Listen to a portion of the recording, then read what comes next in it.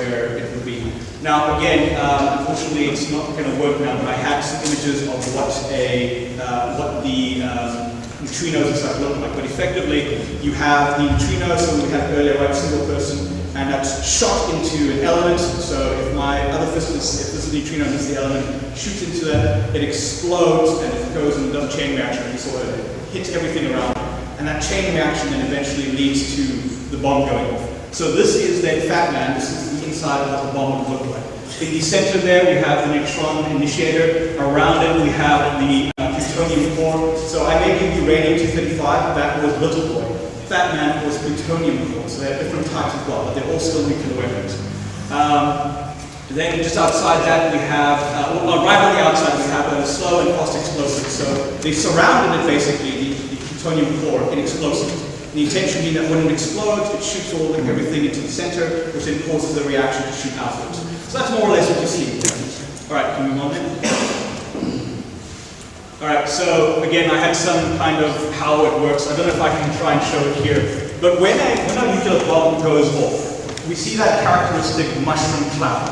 Now, what happens is we call it a pyrocumulus. When that mushroom cloud goes off and it goes up, first it shoots down, and there's a shockwave that goes up. The shockwave levels everything in its area.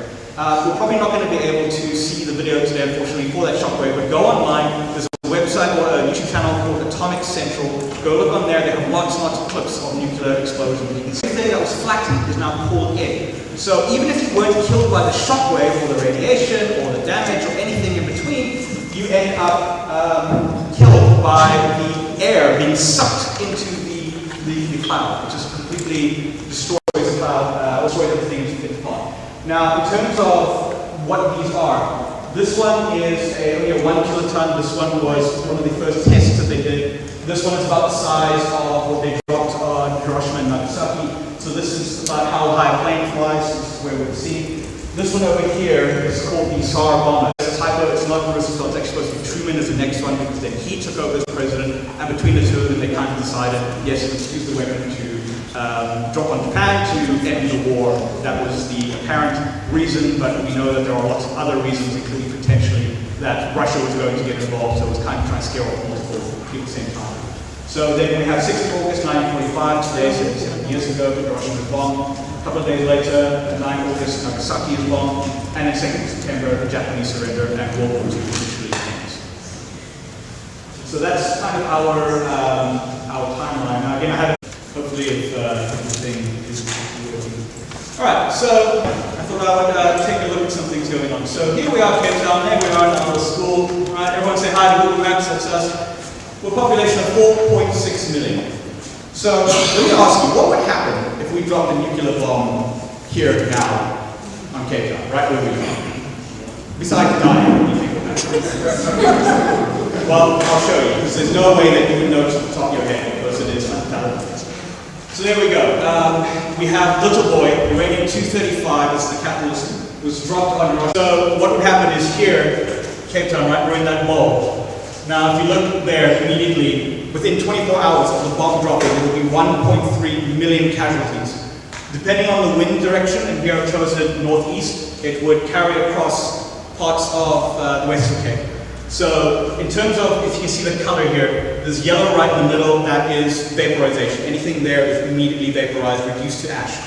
Just on the outside is red, that's basically fire and anything destroyed there. Just outside of that, can't see it here, but the little blue one, that would be the shockwave. In terms of here, because we're in a surrounded area by the Table Mountain, shockwave would reflect twice. It would go out first, bounce off Table Mountain, and come back. So even if you survive the initial shockwave, the second one will kill you.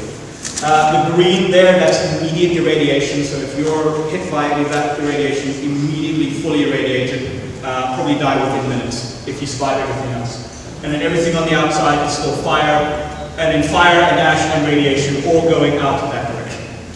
Alright, so let's then look at Fat Boy next. What would the impact be?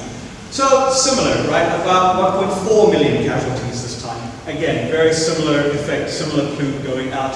So that was 21 kilotons, and that was dropped on Nagasaki. Now, what would happen if we dropped the Zaire bomber on Cape Town?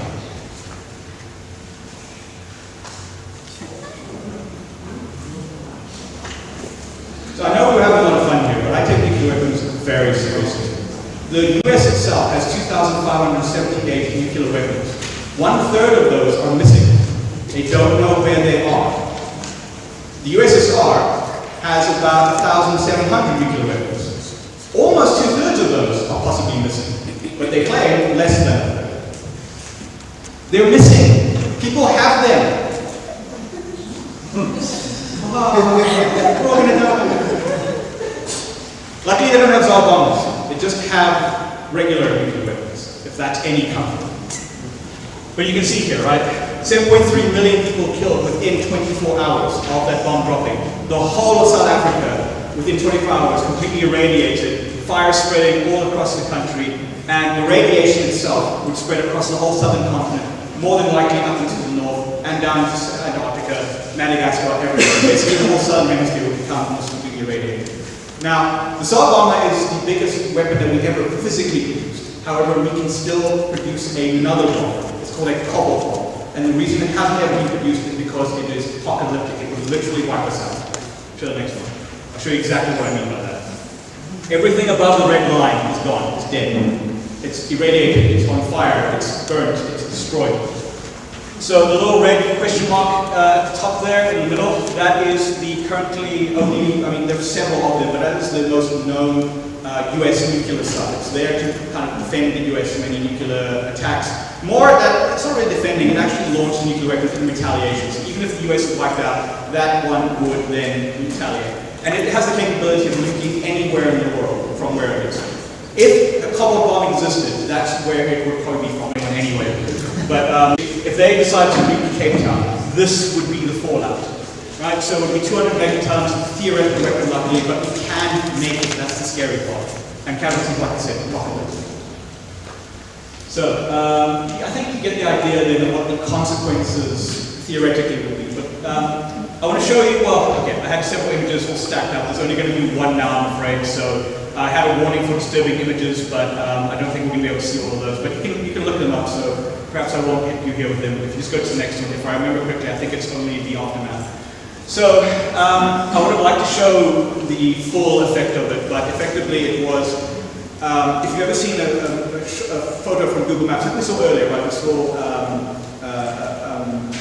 cities and towns and everything from above, and everything's built up. Immediately after a nuclear weapon, it's just flat, it's just white. It looks like snow has fallen across it, because not only is everything wiped out, but the ash that falls on it covers everything. So this is now a photo from way after, it's about a week after the Nagasaki bombing. And this is kind of the devastation here. This isn't even in ground zero. But just behind that building is the bridge that Godzilla, I was showing you from earlier, that Godzilla was being part of. So it's unfortunate. I would like to show you the other photos, but you can find them online. They're everywhere. I do encourage you to go look at them, not for the sake of, you know, there's what's a morbid curiosity, not for that. It's one of the most dangerous points in human history. We not only have issues with the US and Russia and China, etc., and Ukraine, but our biggest problem is climate change, and that's what's coming up. And if it happens, we're not going to be fighting over borders, we're not going to be fighting over political entities, we're going to be fighting over water, food, and land. Because climate change is going to make certain parts of the world unlivable, and the bigger and badder countries are then going to start using their arsenals to enforce their claim over certain resources. This is already happening. You can see this globally, so it's something I would definitely look into.